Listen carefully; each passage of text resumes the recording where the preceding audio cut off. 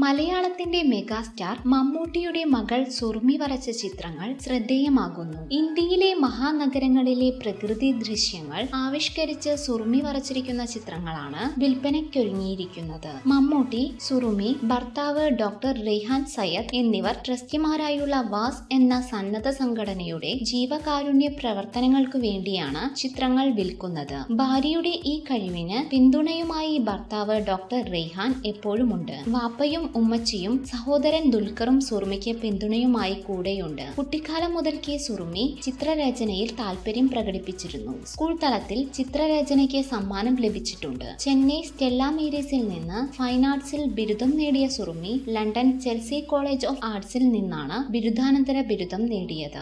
കൂടുതൽ സിനിമാ വാർത്തകൾക്കും വിശേഷങ്ങൾക്കും ഇപ്പോൾ തന്നെ സബ്സ്ക്രൈബ് ചെയ്യൂ മലയാളം ക്രിയേഷൻസ്.